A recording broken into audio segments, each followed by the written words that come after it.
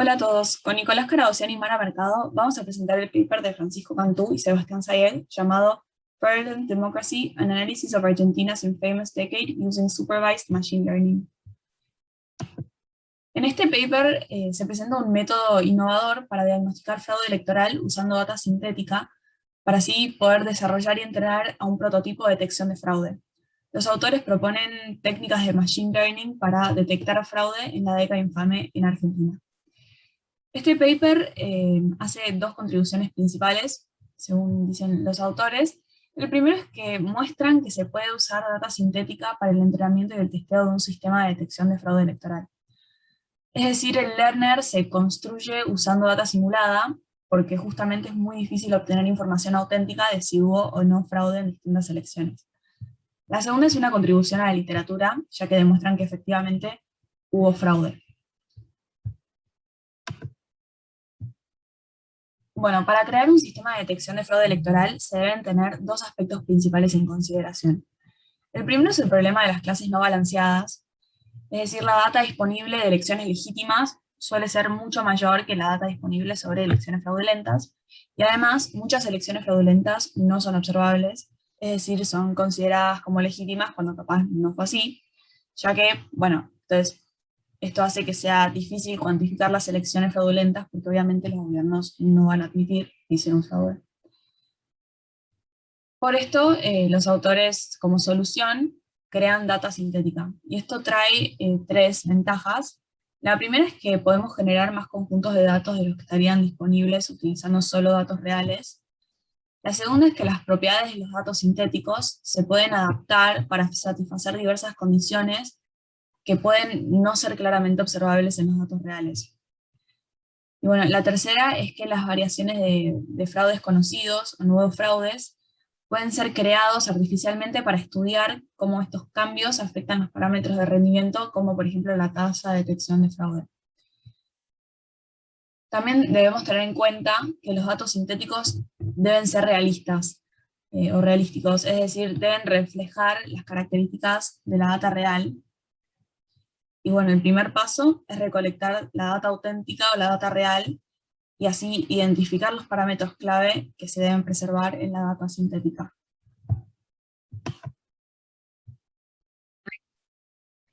Lo que caracterizó el fraude electoral en Buenos Aires en la década infame fueron los esfuerzos de los conservadores de privar de derechos a ciertos votantes.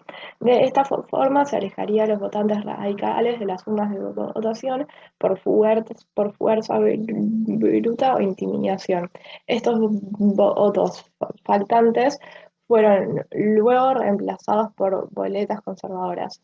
En la recolección de datos, los autores recopilaron un registro completo de las elecciones de 1931, 1935 y 1941, así como las elecciones al Congreso Nacional de 1936 y 1940 en la provincia de Buenos Aires. La tabla 1 muestra la distribución de votos para los partidos radicales, la UCR y los conservadores. Estas cifras denotan la reversión de los resultados electorales. En las elecciones de 1931, el voto promedio para los radicales a nivel de partido era de 1.673, frente a 1.384 para los conservadores. En 1935 perdieron ante los conservadores por un margen de 2-1, que serían 2.099 para los conservadores y 1.057 para la UCR. Al mirar la data sería fácil suponer que hubo fraude, sin embargo los autores dicen que la data no es suficiente para poder llegar a esa conclusión. Esto es porque la mayoría de las elecciones son categorizadas como legítimas, pero no podemos estar seguros de que esto fue así. La data sintética se diseña de forma tal que demuestra ciertas características clave que no se pueden observar en la data real. Para evaluar los beneficios del análisis digital como una herramienta útil de detección de fraude, los autores generan una gran cantidad de datos sintéticos con niveles conocidos de contaminación. La principal ventaja de esta metodología es que debido a que podemos especificar el grado de manipulación en un ambiente controlado, nos permite verificar la sensibilidad, es decir, detectar casos de manipulación electoral cuando fueron manipulados, y especificidad, es decir, clasificar elecciones limpias cuando no hubo una manipulación, de nuestro modelo de aprendizaje supervisado. Para la metodología de generación de datos, los datos sintéticos se pueden definir como datos que son generados por agentes simulados en un sistema simulado haciendo acciones simuladas. Usan para esto el método Monte Carlo, que crean una función en R para que implemente sus simulaciones. La función genera votos para 100 distritos simulados, en los cuales hay 2 partidos en cada uno. La cantidad de votos para cada partido I en el distrito J se determina por la siguiente función, en donde alfa es una constante y xy es una variable aleatoria con distribución Benford. X se genera de la siguiente forma. Es una uniforme. Alfa I sería, podría ser interpretada como la base de votos que tiene cada partido en todos los distritos. Por ejemplo, si el partido A es más popular que el partido B, alfa A va a ser mayor a alfa B. Y XY, como ya dije antes, es una variable aleatoria que no depende de la parte determinística, o sea, alfa I, y puede ser interpretado como el apoyo de cada partido en cada distrito. De esta forma, un partido con menor alfa I puede ganar en ciertos distritos. La evidencia sugiere que el fraude ocurría en prácticamente todos los distritos y consistía en sacarle votos al partido radical y dárselos a los conservadores. Para capturar esto, en cada distrito les hacen una proporción fija de votos, que sería el gamma. Gamma sería lo que se le sacan al partido A y 1 menos gamma sería lo que le sacan al partido B. Por ende, los votos de cada partido en cada distrito son los siguientes. En R generaron 10.000 elecciones para crear 10.000 elecciones. Para crear distintas elecciones fraudulentas y no, tratan cada elección como un experimento Bernoulli, con dos resultados posibles. Las elecciones fraudulentas les sacan votos al partido A y se los dan al B, con el A mayor y A mayor a 0. Y en caso de las elecciones no fraudulentas, los parámetros son 0. Para calibrar el modelo, esto se hace para que los datos sintéticos sean representativos de los datos auténticos.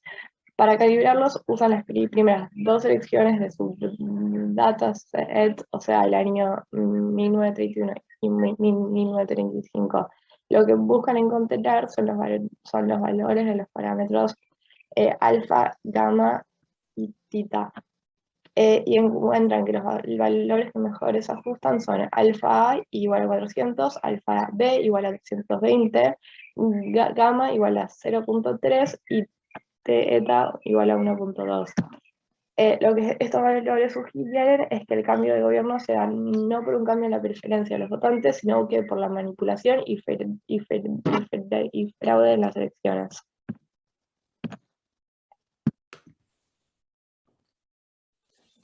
El algoritmo tiene que poder diferenciar entre dos clases y basar su predicción en m predictores. Dado un set para entrar en el modelo, el algoritmo tiene que lograr dos cosas: identificar los predictores más informativos para distinguir entre las clases, o sea, hacer una selección de características dentro del modelo, y aprender una función que prediga de la mejor forma a qué clase pertenece un nuevo set de datos, o sea, diseñar el clasificador. Vamos a usar Naive Bayes en este caso para la clasificación.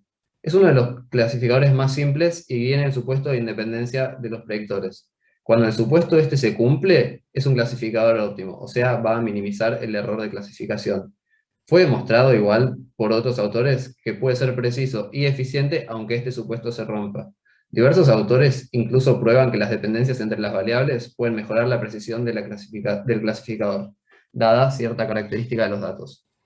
Lo importante a notar es que la independencia condicional es una condición suficiente, pero no necesaria para la optimalidad de Nair-Bayes.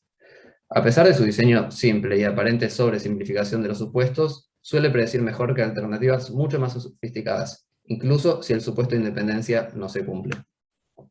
Pasando ahora al análisis empírico, primero con los datos sintéticos, lo primero que tiene que hacer es una selección de variables. El algoritmo busca reducir la cantidad de variables para evitar la maldición de la dimensionalidad. De esta forma puede funcionar más rápida y eficientemente. Va a tener que identificar y remover la mayor cantidad de variables irrelevantes o redundantes posibles. Pasando ahora a las medidas de precisión, la evaluación de un clasificador usualmente se basa en su precisión de predicción. Se usan usualmente 4 medidas. La precisión de la predicción, o sea, la proporción de clasificaciones correctas, fue de un 94,28%. La precisión de predicción positiva, o sea, la fiabilidad de las predicciones positivas, también fue de un 94,28%. La sensibilidad, o sea, la fracción de verdaderos positivos que son clasificados correctamente, de un 94,13%. Y la especificidad, fracción de verdaderos negativos que son clasificados correctamente, de un 94,43%. En el caso de buscar elecciones fraudulentas, lo importante va a ser evitar falsos negativos, o sea, clasificar como una elección fraudulenta cuando no lo es. Y la probabilidad de que esto pase es muy baja, o sea, el 5,87%.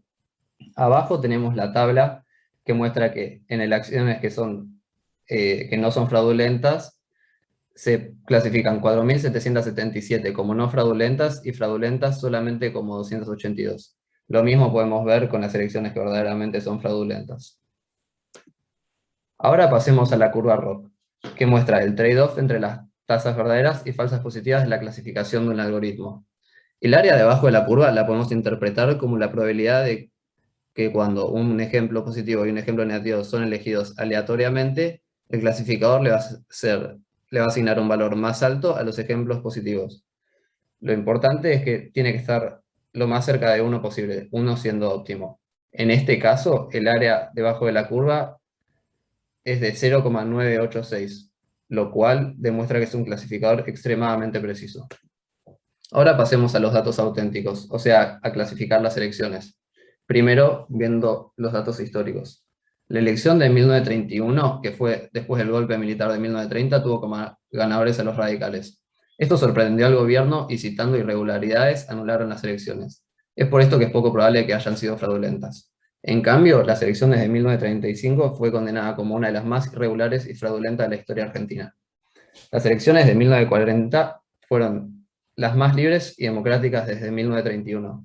Y las últimas elecciones provinciales de la década infame fueron las de 1941, y estuvieron llenas de irregularidades.